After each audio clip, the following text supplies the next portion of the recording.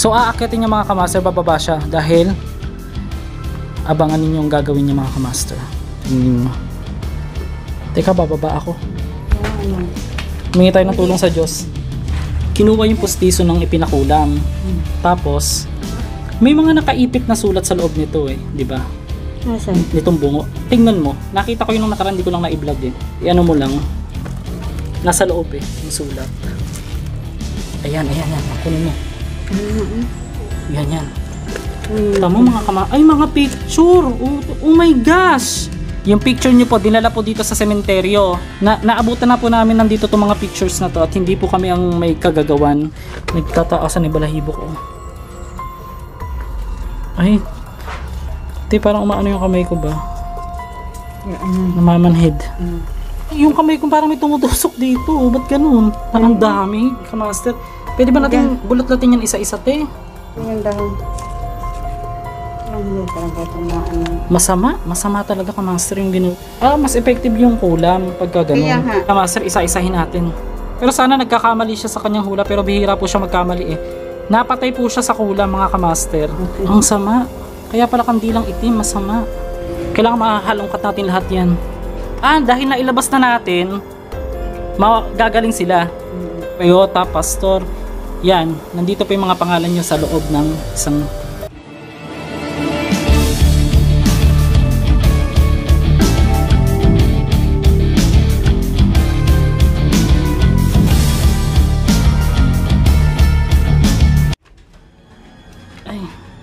ito kamaster. Ayan. Yan, shout out po sa iyo kung sino ka man po. Karayom na literal ang ginagamit talaga. Nakuha na po namin ang lahat ng laman. Pansin ko lang, te, bakit yung mga nakikita? Hey! Ano yun? Ang dami kamaster,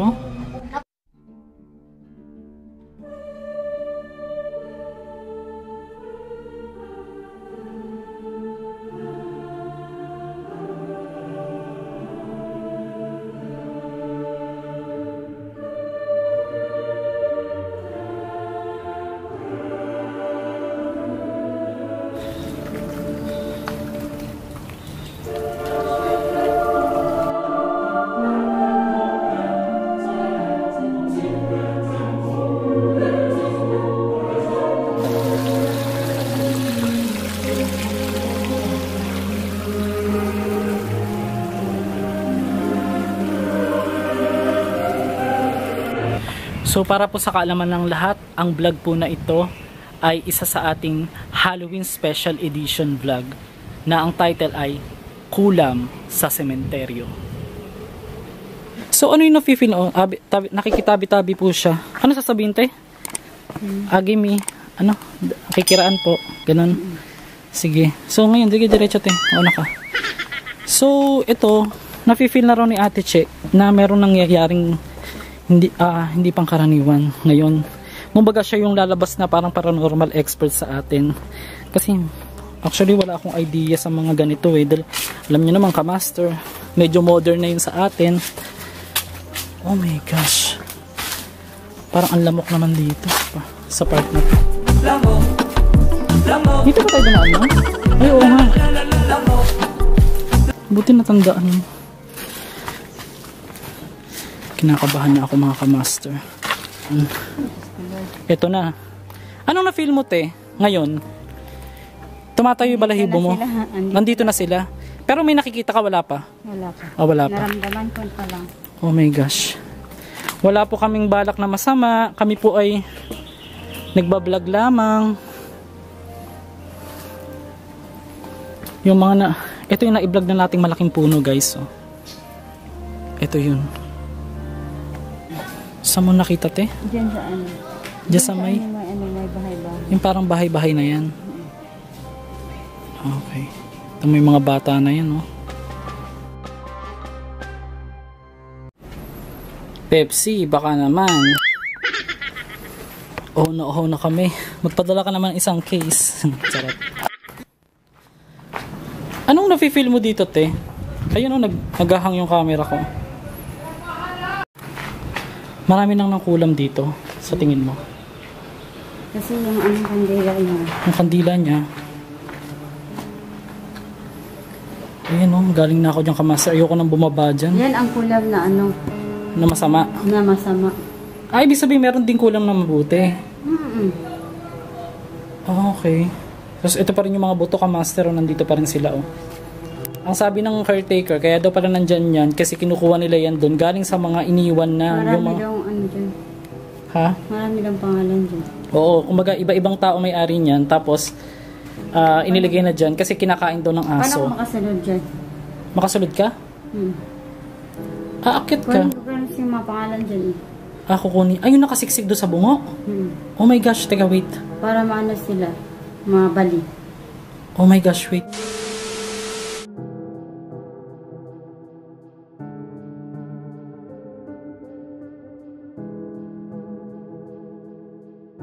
Kung hindi mo pa napapanood ang part 1 ng videong ito, ay pumunta na po sa description box below.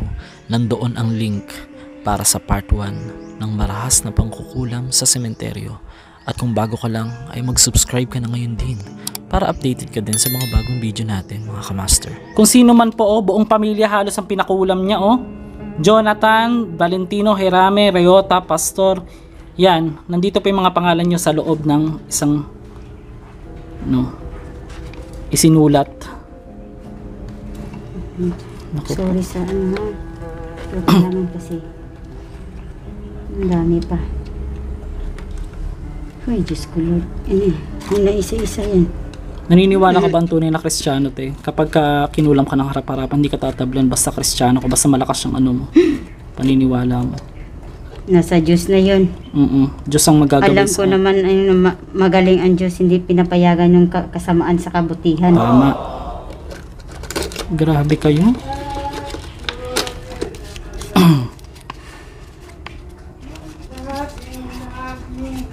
Grabe.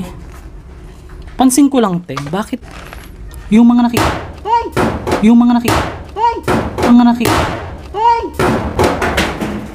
Ano yun? Sino nung bato? Ha? Narinig nyo guys? Ang lakas na na. May kabalo kasi ng bato, Dong? Wala. May ng bato. Hindi kami titigil hanggat dito natatapos mabuksan lahat, kamaster. Kahit may nang bato pa sa amin.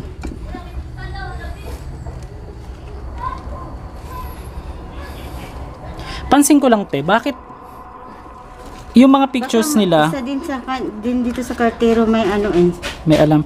Nagtataka lang ako, te, bakit isa sa mga pictures nila may mga pansin ko yung parang may sunog or parang may puti-puti na kupas.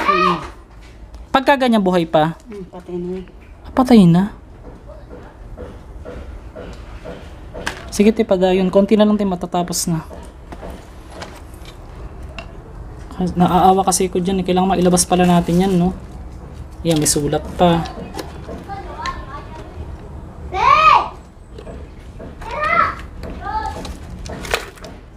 Ginawang alkansya yung bungo, no? Grabe kayo. Hindi na kayo naawa sa mga tao.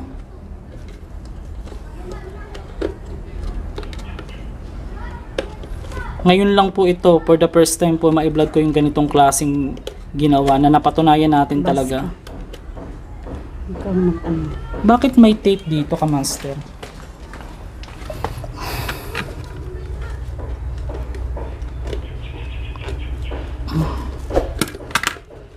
May bag pa.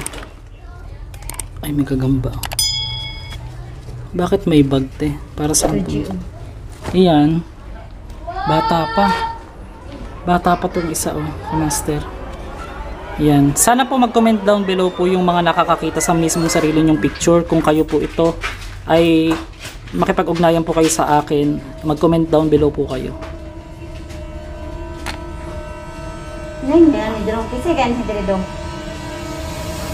Nakikita ninyo? May nakikita ba kayong mga nagpupunta rito? Oo. Mga lalaki, babae? Mga babae. Babae. Mga asawa nila. Mga asawa? Yan ang picture. Hindi yan ano Tingin sa picture, te. Pipicturean ko muna. Ang dami ka, master, oh. Ako'y lalaki. Kayo ditong lalaki na itim na kandila ang ginagamit. Oo. Gano'n nakatanda yung lalaki? Bata pa? O medyo matanda na? Oo. Wala din na. Lalagyan ka na. Laka natin. Gunitan. Doon na kayo. Oo. Kami na bahala dito. Pag-atag. Oh. Sa sunod, mabalik ni Ugma, manghatag ni pagkaon ha. Ito. Bumalik pa mo lang bakte. Okay, mag-shooting. Ito, nakamotor naman si kuya, oh. Kami mag-shooting. Magdala mo. Daga na kauban. Grabe, oh. Taga GMA. Nagagabiit eh. Taga GMA.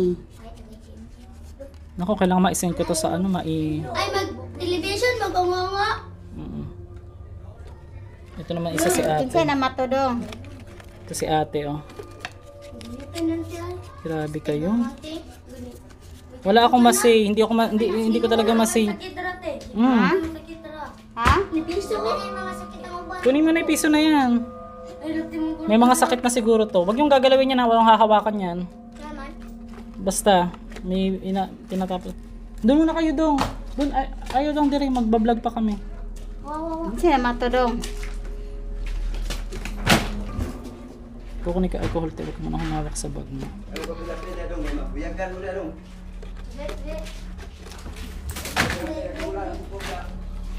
Punit na yung iba, oh. Nakita niyo naman po, ah. Kinukuha pa namin, nasa loob. Pag wag natin, pag hindi na kaya. Hindi na, wala na. Wala na. Nandiyan pa din. Ay, ang dami pa pala ka-master sa loob. Wait lang. Hindi na kaya ng kamay ko, ka-master. Ano na eh. Kailangan ng tiyanik nito or what. Baka mga te. Ay. Ito to, ka-master. Ayan. Yan kuya, bata ka pa. Alam ko may pamilya ka, pero sana makatulong kami sa'yo kahit maliit na bagay lang. Lahat po ng mga nasa picture, mag-comment down below po kayo. Or mag-email po kayo sa mismong email address ko po para po sa inyong security. Kung natatakot po kayo, Huwag kayong matakot. huwag kayong Pwede matakot. kayong, gamutin. Dahil nakalaya na kayo. Sa awa ng Panginoon, nakalaya na kayo. Ito wala ng ulo. Oh. Sawayin nawa. Sawayin nawa ng Diyos ang gumawa nito. Hindi tama. Hindi kayo lumalaban ng patas. Lahat ito. Hindi kayo lumalaban ng patas eh.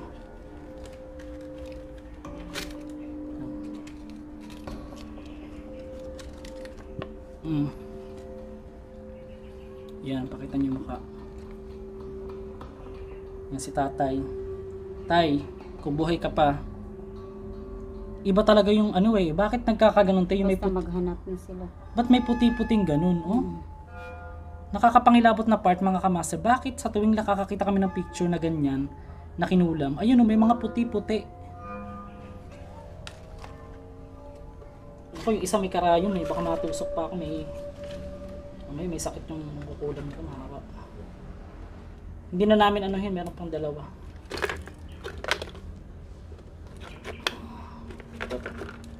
Anong pumasok sa kokote nyo? Bakit?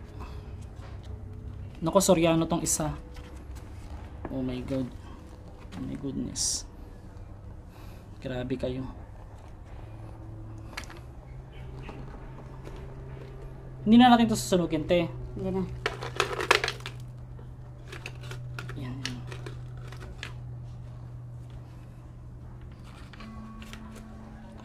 Pakita mo dito. Grabe, mahigpit yung pagkakalagay. Paano nila alam mo yung napagkasya nila mga kamaster talaga dahil sa kasakiman nila sa pangkukulam. May nakatulos pa na ano, oh. Yan, shout out po sa iyo kung sino ka man po. Ayon sa experience na Ate Che, ay kailangan daw talagang bunutin ang mga karayom na tinusok sa larawan upang bumalik or mawala ng bisa ang pangkukulam na ginawa niya. Karayom na literal ang ginagamit talaga nila. Tapos din diri G. Kaya itong paano, holy water. Sige, wait lang. Yan, may mga sulat. Pakita mo, te. May mga sulat. Ganun mo. Taas, yan. May mga sulat. May mga pictures pa rin. Meron pang isang natira. Kailangan natin maubos to. Para maging fair sa lahat. Ito to. Okay na po. Nakuha na po namin ang lahat ng laman. Basta na siya balik.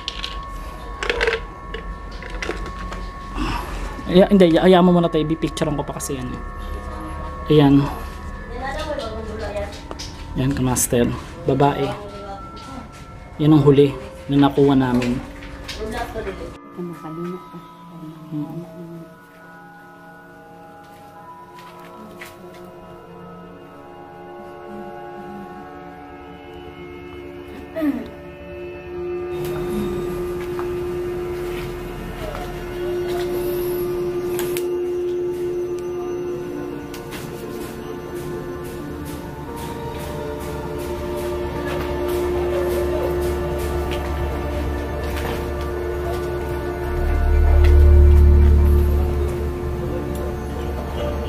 Kandilang itim ba to, te? Oo nga, kandilang itim yata eh.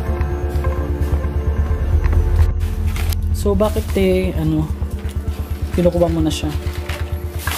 Saan dadalhin yung mga pictures na yan?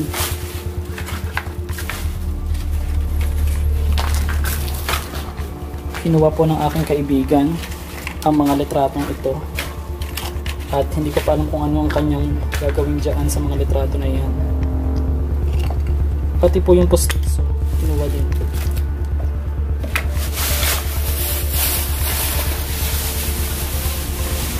Tapos te, dadalhin. Smoothie. Pati ito. Lapidan. Sa lapida. Okay. Tara.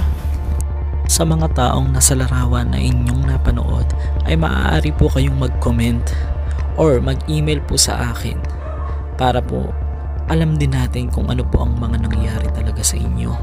Kung talagang tama or nagkatugma ang mga nakita ng aking kaibigan, kung kayo po ba ay buhay pa at sana po ay nasa mabuti na kayong kalagayan.